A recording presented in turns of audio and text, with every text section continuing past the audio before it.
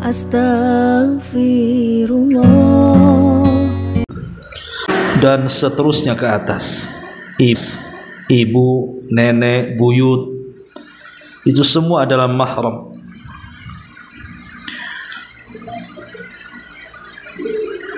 Kemudian yang kedua, anak perempuan, dan seterusnya ke bawah dari segala jalurnya. Kemudian yang ketiga, saudara-saudara perempuan secara mutlak. Kemudian anak-anak perempuan dari saudara laki-laki, anak-anak perempuan dari saudara perempuan, dan seterusnya ke bawah, termasuk saudara perempuan ayah dan saudara perempuan ibu. Itu disebut mahram yang berasal dari nasab. Kemudian beliau mengatakan seluruh kerabat merupakan mahram kecuali anak perempuan dari saudara laki-laki ayah, artinya anak paman. Anak perempuan dari saudara perempuan ayah, anak perempuan dari saudara laki-laki ibu, dan anak perempuan dari saudara perempuan ibu, artinya keponakan. Sepupu. Kalau sepupu itu bukan mahram, karena dia adalah anak daripada paman ataupun anak daripada bibi. Lah 7 golongan yang disebutkan ini merupakan mahram-mahram dalam penyusuan dari jalur ibu yang menyusui. Pemilik air susu dan jika telah menyusui sebanyak 5 kali susuan atau lebih pada usia 2 tahun pertama, maka sudah menjadi mahram. Artinya harus 5 kali susuan dengan kenyang. Kalau ibu mengangkat seorang anak bayi, kemudian ibu susui 1 kali kenyang, kemudian disusui lagi 2 kali kenyang sampai 5 kali kenyang, maka resmilah anak itu menjadi anak susuan lagi dan bukan anak angkat lagi. Artinya menjadi mahram dengan ibunya dan dengan keluarga ibunya. Adapun ditinjau dari jalur kerabat si anak yang disusui, maka hubungan mahram itu hanya khusus berlaku bagi anak keturunan anak tersebut saja. Adapun ayah kandungnya, ibunya, kakeknya dan seterusnya ke atas, dan anak keturunan mereka dan seterusnya ke bawah, maka mereka tidak memiliki keterkaitan mahram. Begitu juga diharamkan menikahi 2 perempuan yang bersaudara kandung dalam sekaligus, ya, kecuali salah satunya kemudian meninggal dan menikahi satunya, maka itu boleh. Umpamanya menikahi kakaknya kemudian meninggal, kemudian turun ranjang ke adiknya, maka itu dibolehkan. Atau seorang wanita dan bibinya dari jalur ayah maupun ibu. Demikian pula saudara perempuan sepersusuan. Jadi tidak boleh menggabungkan 2 mahram dalam satu poligami pernikahan. Demikian juga diharamkan menikahi ibu mertua dan seterusnya ke atas. Anak-anak dari istri yang pernah dinikahi atau digauli. Jadi kalau seandainya ada orang menikah dengan ibunya, kemudian digauli, maka anaknya menjadi mahram. Kecuali kalau menikahi ibunya dan tidak digauli, maka boleh menikahi anaknya. Itulah yang kemudian dikatakan di sini. Demikian juga diharamkan menikahi ibu mertua dan seterusnya ke atas, anak-anak dari istri yang pernah dinikahinya dan seterusnya ke bawah. Demikian halnya istri-istri ayah. Jadi ayahnya istrinya banyak, kemudian ayahnya meninggal, maka istri-istri ayah tidak bisa dinikahi dan seterusnya ke atas. Kemudian istri anak-anak laki-laki. Jadi kalau kita punya anak laki-laki kemudian menikah, diceraikan anak istrinya, maka bapaknya tidak bisa menikahi mantan istri anak kandungnya, kecuali kalau anak angkat lain ceritanya. Kalau anak angkat boleh, umpamanya anak angkat menceraikan istrinya, kemudian bapak angkatnya menikahi, maka tidak ada masalah karena tidak ada hubungan mahram. Ya. Dan seterusnya ke bawah dari semua jalur. Demikian pula berlaku hukum mahram dalam hubungan persusuan.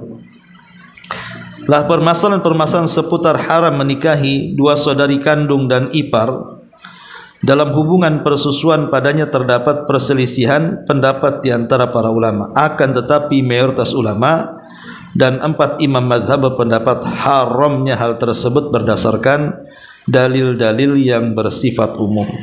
Intinya di sini bahwa kalau seandainya kita ini mengangkat anak dari kecil, dari bayi, dari orok begitu ya.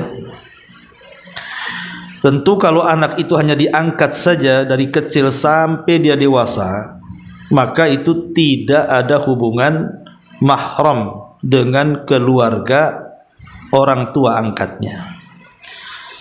Sehingga ketika tidak ada hubungan mahram, nanti kemana-mana tuh. Tidak ada perwalian dari ayah angkatnya, tidak ada warisan dari ayah angkatnya karena ketidakadaan mahram tadi. Jadi anak angkat itu terputus. Anak angkat itu terputus dari 3 segi. Pertama, perwalian. Kalau memang anak angkat itu perempuan, maka ayah angkatnya tidak bisa menjadi wali. Yang kedua, warisan. Kalau seandainya ayah angkatnya meninggal dunia, maka anak angkat tidak dapat warisan kecuali hanya hibah ketika masih hidup atau hadiah. Kemudian yang ketiga dari mahram, tidak bisa menjadi mahram safar kalau dia sudah besar, karena memang tidak ada keterkaitan mahram. Nah, inilah yang membedakan anak angkat dengan anak sepersusuan.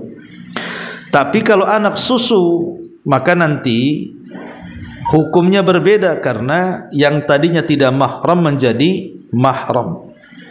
Makanya wajar di sini Rasul mengatakan yahrumu minar radhaati ma yahrumu minal wilada. Artinya anak sepersusuan itu hukumnya sama dengan anak yang dilahirkan. Apa-apa yang berkaitan hukum dengan anak yang dilahirkan, maka itu berlaku kepada anak susuan. Jadi anak susuan itu dia dapat waris, dia dapat wali, dia dapat kemahraman. Persis seperti anak susuan hukumnya. Jadi itu diantara hukum mahram karena susuan. Baik, kemudian ini tidak banyak pembahasan. Yang nomor 50, bersikap baik kepada wanita. Nabi SAW mengatakan, An Abi Hurairah radhiyallahu anhu qala, qala Rasulullah sallallahu alaihi wasallam, la yafriku mu'minun mu'minatan in kariha minha khuluqan radiya minha akhar. Rawahu Muslim.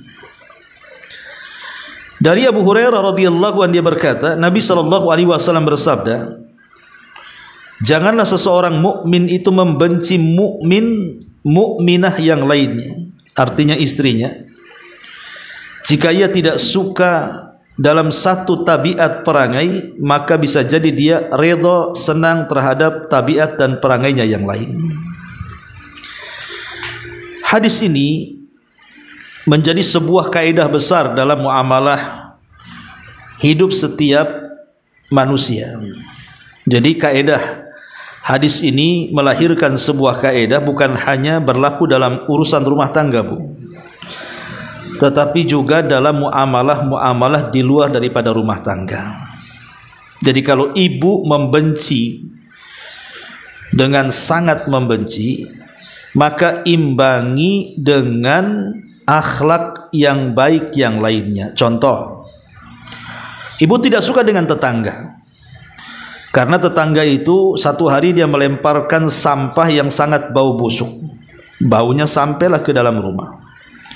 Akhirnya ibu marah, ngapain pula tuh sampah busuk sampai terbawa angin ke dalam rumah. Kemudian ibu karena saking emosi dilabraklah tetangga tuh. Kenapa kau buang sampah di sini? Kata tetangga, ini tong-tong sampah saya berada depan rumah saya. Ya betul, tapi baunya sampai di rumah saya. Akhirnya bertengkar. Maksud saya, kalau memang ada hal-hal yang tidak diinginkan dari tetangga kita, mungkin dia melempar kotoran, sampah atau yang lainnya, jangan langsung labrak-labrak gitu, Bu. Tapi lihatlah kebaikan tetangga yang selama ini dijalaninya kepada kita. Mungkin tetangga itu sudah 10 tahun dengan kita, sudah kopel rumahnya. Maka sebelum satu kesalahan tetangga kita labrak, lihat kebaikannya. Oh, dulu tetangga ini suka ngasih makanan. Tetangga ini dulu suka nolong, minjemin sepeda motor, minjemin peralatannya, kalau ada acara dia hadir membantu. Jadi lihat sisi akhlak yang lainnya, Bu.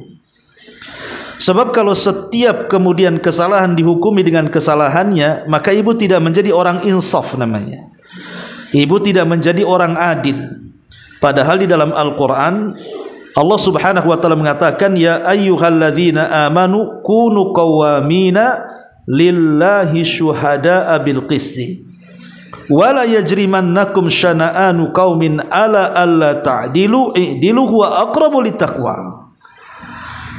Hai orang-orang yang beriman, hendaklah kamu jadi orang-orang yang selalu menegakkan kebenaran karena Allah, menjadi saksi dengan keadilan, dan janganlah sekali-kali kebencianmu terhadap sebuah kaum menolong kamu untuk tidak berbuat adil. Berlaku adilah karena adil itu lebih dekat dengan ketakwaan. Kalau ibu benci dengan tetangga, lihat kebaikannya juga, supaya insaf, supaya adil, supaya tidak salah paham, supaya tetangga tidak mengungkit kebaikannya, supaya tidak jadi permusuhan, kan gitu. Ini contoh bermuamalah dengan tetangga, Bu. Begitu juga dengan teman-teman ibu. Kalau seandainya dia berbuat satu, maka lihat kebaikannya. Kalau seimbang, janganlah kemudian difokuskan kepada kesalahannya. Di sana ada kebaikannya, ditimbang akhirnya kita tidak menaruh dendam kepadanya. Kalau urusan luar saja itu berlaku kaidah ini, macam mana pula dalam urusan rumah tangga, Bu? Maka para suami juga sama. Kalau ibu melakukan kesalahan, sebelum suami marah dan emosi, lihat kebaikannya. Begitu juga sebaliknya. Kalau seandainya ibu tidak suka dengan suami, mungkin ada akhlak suami itu yang kurang bagus, mungkin dia pemarah, emosian, maka lihat sisi baiknya suami. Ya, suami saya walaupun kalau ngomong asal jeplak, tetapi kan dia tanggung jawab tuh pamannya. Dia maulah bekerja, ngasih makan saya, ngasih makan anak saya, ngasih tempat tinggal yang layak. Jadi ibu akhirnya tidak fokus dengan kesalahannya. Disitulah akhirnya terjadi sifat insaf namanya. Insaf itu adil dalam menilai, baik suami kepada istri ataupun istri kepada suami. Itulah yang dikatakan di sini. Janganlah seseorang mukmin membenci mukmin yang lainnya. Kalau dia tidak suka dengan perangai satunya, boleh jadi dia redha dengan perangai yang lainnya. Ma'asyiral muslimat yang dimuliakan Allah Subhanahu wa taala. Karena begini, Bu ya. Kita tahu bahwa tujuan berumah tangga itu sebagaimana tertera di dalam Al-Qur'anul Karim yang ma'ruf kita sering dengar. Allah Subhanahu wa taala berfirman, "Wa min ayatihi an khalaqalakum min anfusikum azwaja litaskunu ilaiha wa ja'ala bainakum mawaddatan wa rahmah inna fi dzalika laayatin liqaumin yatafakkarun." Dan dari tanda-tanda kuasa Allah, Allah Subhanahu wa taala telah menjadikan kalian berpasang-pasangan agar kalian tenang dengan pasangannya, dan dengan itu Allah jadikan rasa cinta dan kasih sayang, dan itu semua menjadi bahan pikiran bagi orang-orang yang punya akal. Dalam ayat ini, Bu, ada 3 kata dalam rumah tangga. Pertama, sakinah, ketenangan. Yang kedua, mawaddah, perasaan cinta. Dan yang ketiga, rahmah, perasaan sayang. Kalau tiga kata ini terdapat dalam rumah tangga siapapun, baik yang baru ataupun yang lama, baik menikah gadis atau menikah janda, maka saya yakin kalau rumah tangga berdasarkan ayat Al-Quran penuh dengan ketenangan, cinta dan sayang ini pasti bahagia, Bu. Kenapa harus diterapkan? Dan apa korelasi ayat ini dengan hadis yang kita baca? Begini, Bu.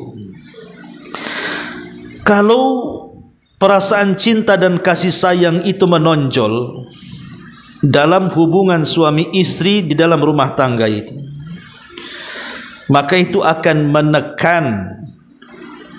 menekan pandangan buruk kepada lawan dari suami istri tadi.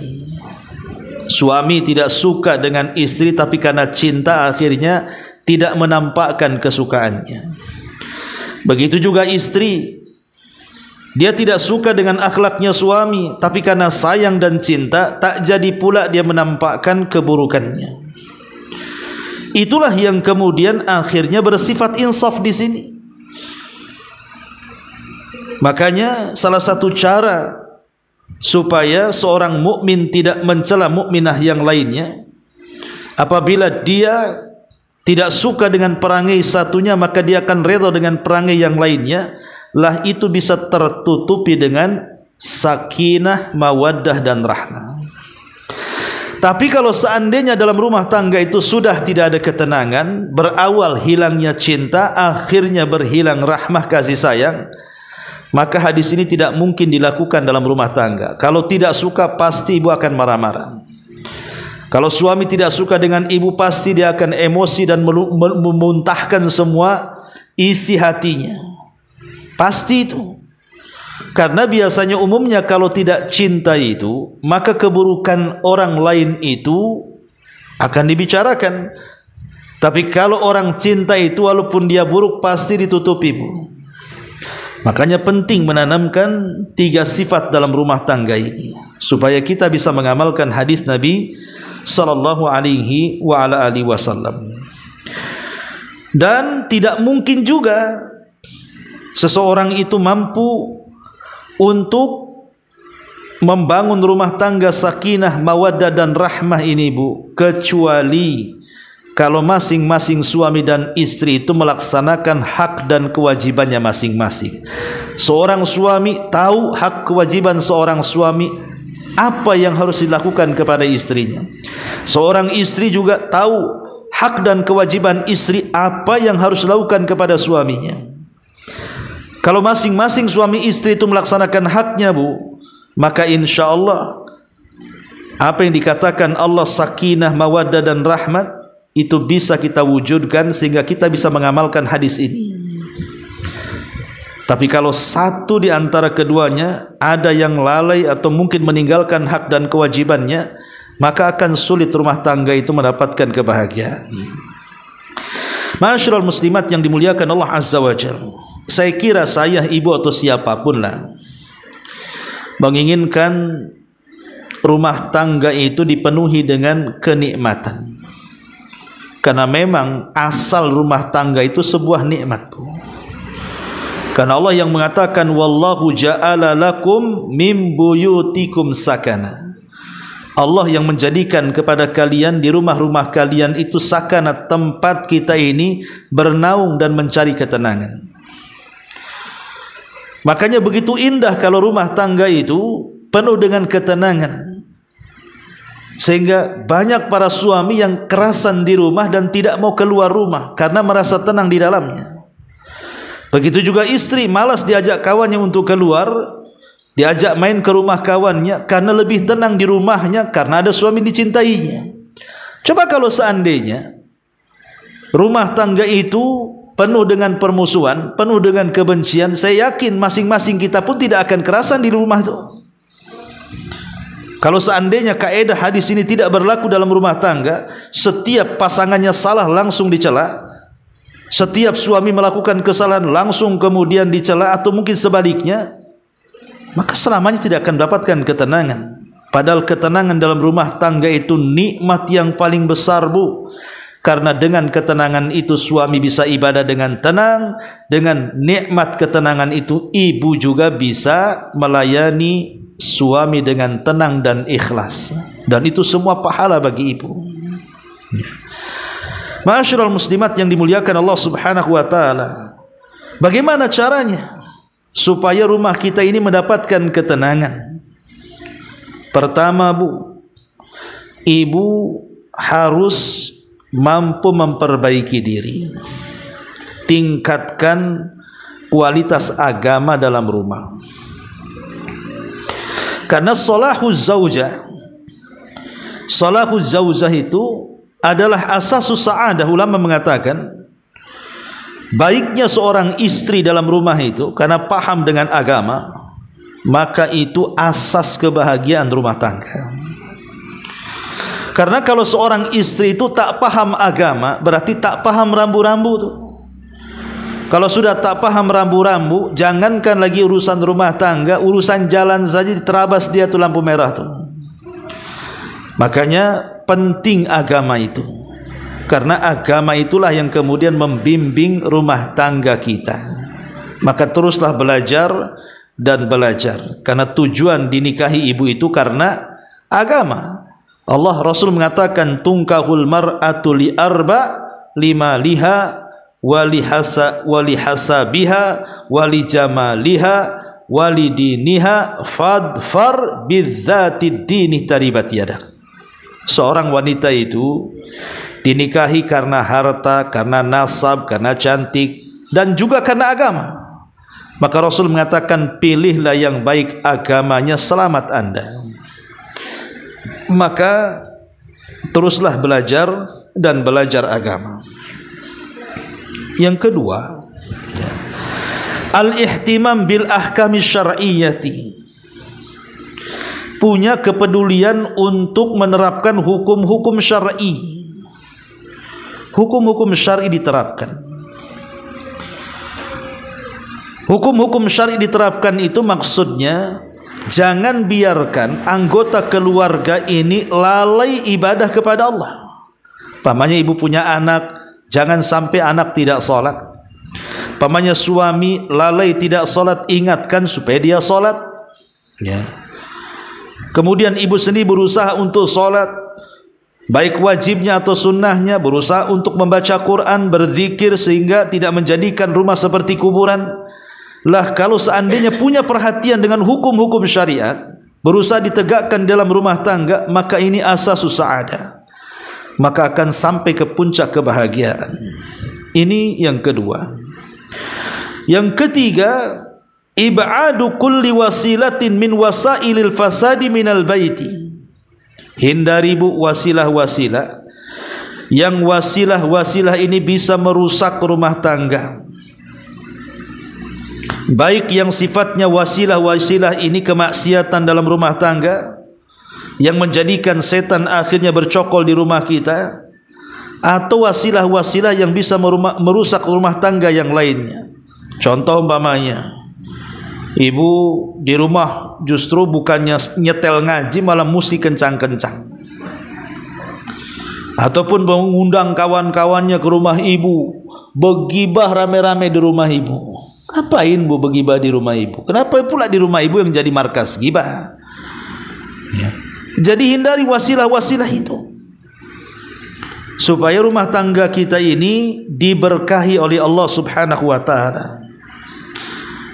Termasuk juga yang keempat adalah muraqabatu az-zawjaini, saling merasa diawasi Allah. Ibu merasa diawasi Allah, suami merasa diawasi Allah, sehingga ketika suami di luar dia akan menjaga bahwa dia ada istri di rumahnya, istri yang ditinggal di rumahnya juga dia merasa diawasi Allah bahwa dia punya suaminya, dan begitu seterusnya. Dan yang kelima juga ada mukasfil israr, jangan suka membuka-buka keburukan.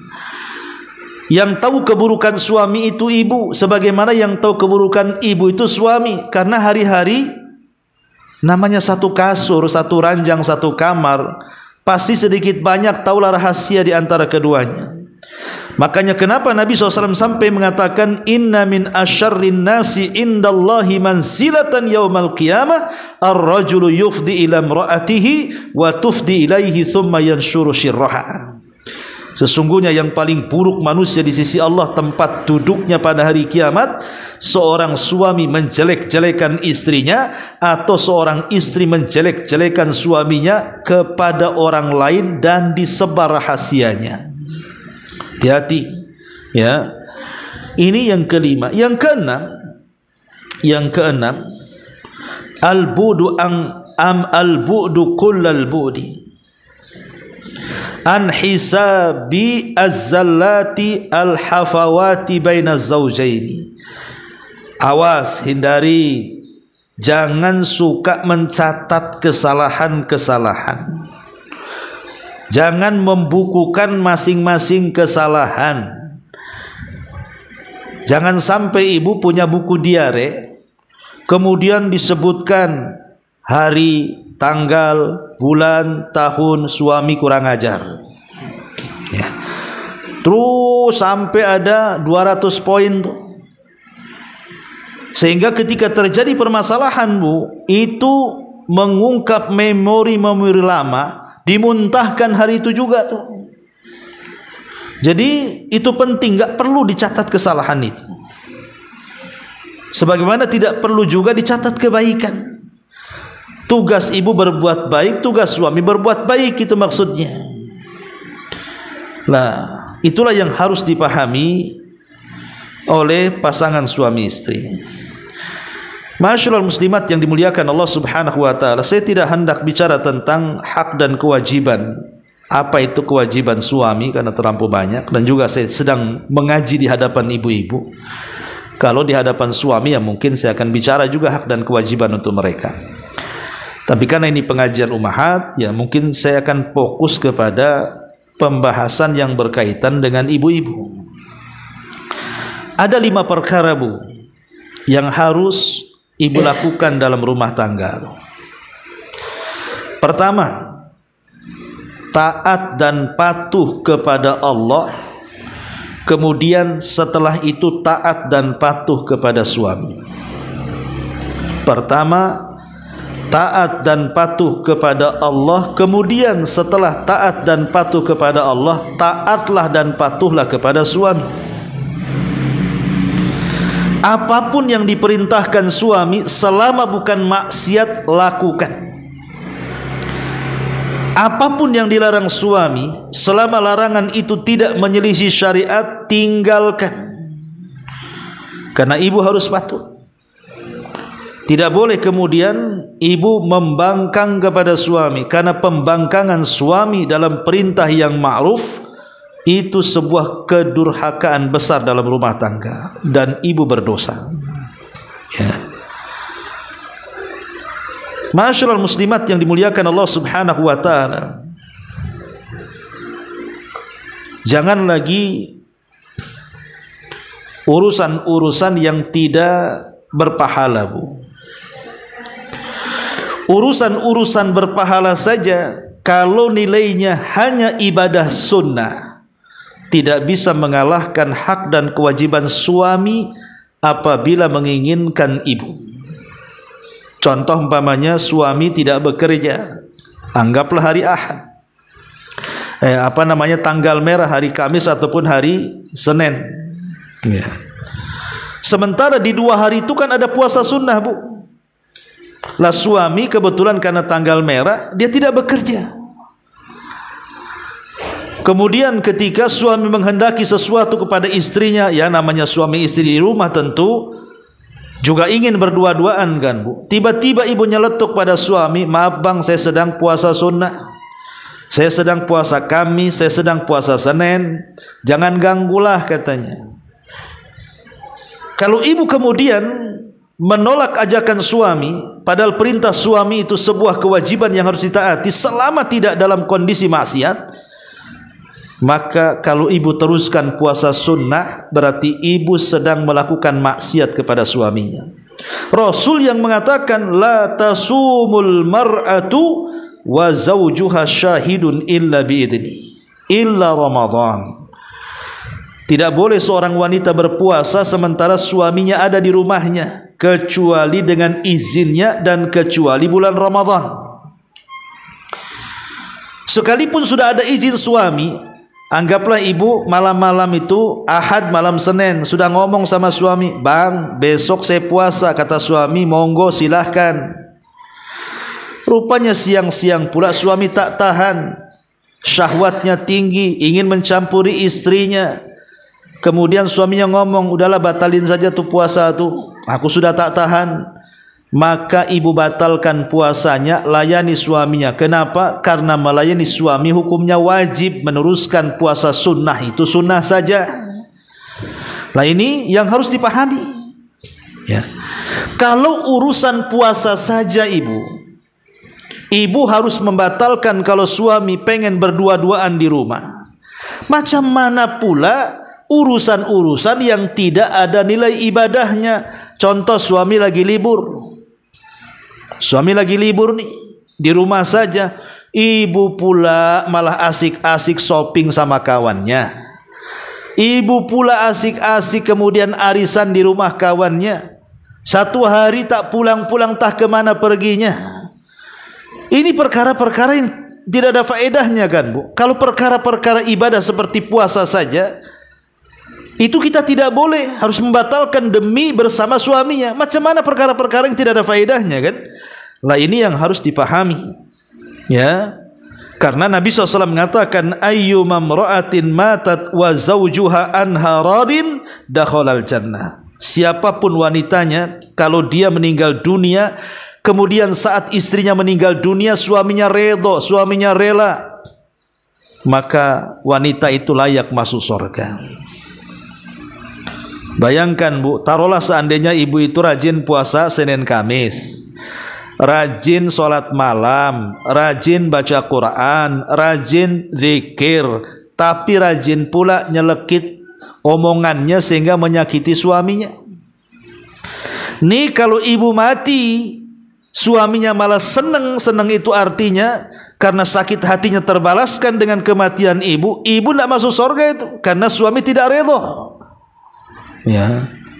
Tapi kalau suami redha, merasa kehilangan karena mengenang kebaikan ibu, maka boleh jadi kenangan-kenangan baik ibu kepada suami yang akhirnya suami redha menjadikan sebab pula ibu masuk surga. Jadi yang pertama, taatlah dan patuhlah kepada Allah, kemudian taatlah dan patuhlah setelah kepada Allah kepada suami. Ini yang pertama. Yang kedua Bu, tanamkan budi pekerti yang baik. Tanamkan akhlak dalam rumah tangga. Mungkin boleh jadi ibu belum menikah dah biasa tuh mengucapkan kalimat-kalimat kotor, kalimat-kalimat kasar. Kalau sudah berumah tangga, ya toh diremlah kalimat-kalimat itu. Belajar berbahasa yang baik, berbahasa yang santun, berbahasa yang sopan. Tanamkan budi pekerti yang baik dalam rumah tangga. Karena itu akan menyedikitkan khilafat perselisihan. Terkadang suami ini dia merasa senang dan merasa tenang itu ketika akhlak istri semakin hari semakin baik Bu. Tetapi terkadang suami itu menjadi jengkel, awalnya saja senang rumah tangga, lama-lama nampak pula tabiat aslinya, nampak keras kepalanya, nampak kasarnya. Suami mana yang suka dengan ibu? Makanya Nabi SAW mengatakan, "Ala ukhbiruka bi khairi ma yaktanizul mar'u." Maukah kuhabarkan kepadamu, kata Rasul, sebuah kebaikan yang merupakan pembendaharaan terbesar bagi seorang wanita, yang merupakan kebaikan seorang wanita. Apa itu? Maka Nabi SAW mengatakan, al-mar'atus salihatu, itulah istri yang salihah, idza nadhara ilaiha sarrathu, wa idza amaraha ata'athu, wa idza ghaba anha hafizathu. Dan ini bagian daripada budi pekerti Bu ya. Yang pertama, ciri wanita salihah yang merupakan pembendaharaan terbaik bagi suaminya, idza nadhara ilaiha sarrathu. Kalau suaminya memandang ibu, senang pula tuh suami itu. Karena banyak Bu para suami yang mandang ibu mau muntah Bu. Ya, tengok aja mau muntah tengok istrinya tuh. Kenapa? Karena setiap dipandang tak membahagiakan. Contoh yang kecil umpamanya, suami ada masalah di pekerjaannya. Kalau dia seorang pedagang mungkin dagangannya tidak laku. Kalau seorang pekerja keras entah mungkin keseleo kemudian jatuh akhirnya tak dapat gaji, pulang dia. Kemudian bercerita sama istrinya. Istri yang baik pasti menyenangkan dada suaminya kan. Boleh jadi dia mengatakan, yang sabarlah bang, ini kan mungkin ujian. Mungkin ini ujian. Barangkali Allah memberikan yang terbaik kepada kita. Siapa tahu mungkin besok, lusa, minggu depan nanti Allah angkat derajat kita. Kan enak tuh Bu. Ya. Jadi ibu datang sebagai embun penyejuk bagi hati suaminya. Ini mah tidak kan begitu. Suami jatuh di pekerjaan, datang ke rumah dibilang, kau kerja tak becus kau katanya. Dan repot Bu. Ya. Kau ngapain aja di pasar katanya, nggak laku, kau tidur ya. Kau ngelayap kemana-mana ya, dan begitu seterusnya. Jadi ini pembahasan simpel sebenarnya ya. Tapi terkadang perkataan indah, perkataan santun, perkataan sopan itu membuat hati suami senang, dan itu seafdal-afdalnya amal. Kata Nabi SAW, sururun tudkhiluhu ala qalbi muslim. Kebahagiaan yang kita masukkan ke hati seorang muslim itu adalah seafdal-afdalnya amal. Kalau kebahagiaan yang dimasukkan ke hati seorang muslim saja seafdal-afdal amal, macam mana pula kebahagiaan istri yang dimasukkan ke dalam hati suaminya? Maka itu lebih lagi afdalnya. Maka yang kedua, cobalah tanam budi pekerti yang baik. Ya, kalau dipandang menyenangkan. Kalau dipandang menyenangkan ya termasuk di dalamnya dandan kan gitu Bu ya. Terkadang orang itu kalau semakin lama berumah tangga Bu, apalagi di usia angka di 40 biasanya, kepala 4, itu si istri sudah malas berdandan tuh. Ya. Biasanya kan begitu Bu ya, kalau sudah usia di atas 40 tahun itu kadang-kadang alasannya, alah buat apa dandan dah tua tat katanya. Bukan masalah itu. Ya. Kenapa pula kalau ibu keluar dandan? Kalau dibilang Allah sudah tua dandan tuh suami, tua apa juga kata tua katanya. Oke lah, itu kita pegang ucapannya. Tapi giliran keluar ada kondangan, ada arisan, kenapa pula ibu bisa dandan kan begitu? Kan aneh tuh Bu. Ya. Harusnya ketika ada suaminya di rumah dandanlah secantik mungkin. Ketika suaminya tidak ada, sederhanalah dalam berdandan. Kan seperti itu. Walaupun tidak harus over dalam dandan, bodak pula kayak topeng apa monyet tuh ya, tebal luar biasa kan itu ya. Ya yang sederhana saja kan, menyenangkan suami itu kan tidak harus over kan Bu ya. Ya, jadi yang biasa-biasa yang suami sukai. Kan masa rumah tangga udah lama ndak tahu yang suami sukai apa? Dari mulai makanan suami apa kesukaannya, warna baju yang ibu pakai apa kesukaannya, kan bisa Bu. Ya. Atau mungkin kata Nabi SAW yang kedua di antara budi pekerti seorang wanita itu, wa idza amaraha ata'athu. Kalau diperintah suaminya taat. Sami'na wa ata'na, selama perintah itu adalah sebuah ketaatan kepada Allah Subhanahu wa taala. Tapi walaupun demikian, tentu seorang suami bukan berarti ketika istrinya wajib taat kepadanya, mentang-mentang harus taat dia main tunjuk, main tampar, main gampar, main ngomong kasar, nggak begitu juga kan begitu. Ya, jadi si istri memang harus taat dan itu memang dasarnya seperti itu. Lah si suami juga harus mengimbangi. Nah, dari sini ikhwatu fillah muliakan Allah Subhanahu wa taala, maka budi pekerti yang kedua, apabila suami memerintahkan sesuatu maka segera taati selama ibu sanggup melaksanakannya dan bukan dalam bentuk kemaksiatan. Bukan dalam bentuk kemaksiatan. Kemudian budi pekerti juga yang ketiga kata Rasul, wa idza ghaba anha hafizathu.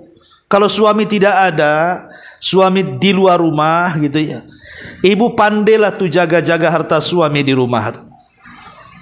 pandai menjaga merawat anaknya, pandai menjaga merawat harta bendanya, merawat rumahnya, dan begitu seterusnya. Termasuk yang paling besar menjaga kehormatan suaminya. Walaupun suami tidak ada, kalau ada yang jelek-jelekan suami, maka ibu akan marah. Ya. Ini yang kedua. Yang ketiga, mengatur rumah tangga dengan baik. Ya. Mengatur rumah tangga dengan baik itu artinya mungkin rumah ibu tidak terlampau besar seperti orang kaya, iyalah enggak.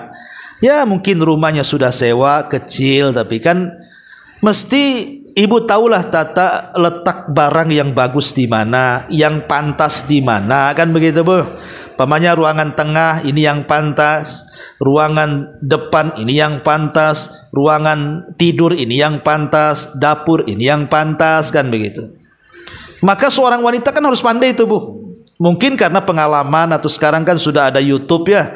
Tengok tutorialnya di YouTube seperti apa kan gitu. Nggak harus mewah-mewah. Ya, tapi jangan over pula kan gitu. Semua barang dapur pindah ke ruang tamu umpamanya kan. Ya enggak juga kan Bu. Ya harus pandailah menata sehingga suami datang senang kan gitu ya, tidak macam kapal pecah gitu. Nah, ini juga diantara kewajiban. Kemudian juga jangan menambahkan kesulitan suami. Jangan suka menambahkan kesulitan suami. Ini mas suami lagi sulit, bukan dihibur, makin dibebani dengan kesulitan. Banyak, lihat Khadijah. Ketika Nabi SAW mendapatkan hal-hal yang menakutkan sepanjang hidupnya, berjumpa dengan malaikat Jibril dalam bentuk aslinya memiliki 600 sayap, sampai dia menggigil ketakutan, kemudian pulang dan mengatakan, "Dathiruni ya Khadijah, selimuti aku wahai Khadijah." Maka Khadijah menyelimuti kemudian mulai menghibur Rasul. "Orang sepertimu wahai Rasul, wahai suamiku, tidak mungkin Allah menghinakan kamu. Engkau ini orang baik, engkau orang jujur, engkau suka nolong orang, engkau suka menghormati tamu." Disebutkanlah kebaikan-kebaikan. Akhirnya ketakutan Rasul sudah mulai ringan, mulai tenang. Tidak cukup sampai di sini, besoknya diajak pula ke rumah Waraqah bin Naufal, makin tenang lagi Nabi. Kan enak Bu, ya. Karena biasanya kalau orang ada masalah kemudian dinasihati dengan ketenangan, maka akan terurai sedikit demi sedikit itu masalahnya. Tapi kalau banyak masalah, ibu buntukan pula masalah itu, makin streslah suami itu. Ya. Jadi jangan menambah kesulitan. Dan yang terakhir tentu, istri yang solihah adalah istri yang hemat, yang cermat dan pandai menyimpan. Mungkin suami ngasih bulanan itu tak banyak, ya. Tapi mungkin dengan kehematan ibu, kecerdasan ibu, kepiawaian ibu, ibu pandai menyimpan tanpa suami tahu. Entah mungkin 10.000, 20.000 ibu sembunyikan kan. Siapa tahu nanti di tengah jalan rumah tangga ada kesulitan, ibu bisa surprise pada suami, "Tenang, aku ada uang," katanya. Kan enak Bu. Ya. "Kok kamu dapat uang?" "Iya, karena setiap cuci pakaian ada pula tuh uang 10.000. Aku tak kasih tahu." Kan itu ya. Ya ada-ada saja. Jadi intinya bahwa seorang wanita yang hemat, yang cermat, yang pandai, yang piawai, yang pandai menyimpan itu juga salah satu budi pekerti sebenarnya. Ya. Dan ini kalau kita praktekkan 5 perkara ini, insya Allah kita akan bisa mempraktekkan hadis Abi Hurairah yang kita sedang bahas ini. Karena hadis ini juga walaupun konteksnya mungkin kepada para suami, ya, tetapi kaedahnya mencakup suami istri. Karena ini konteks keadilan dalam berumah tangga. Konteks cara menyimbang sebuah permasalahan di dalam rumah tangga. Bagaimana menjadi istri yang adil, bagaimana menjadi suami yang adil. Wallahu a'lam bishawab. Ini diantara penjelasan singkat dari para ulama. Sebelum saya tutup, silakan kalau ada yang mau bertanya.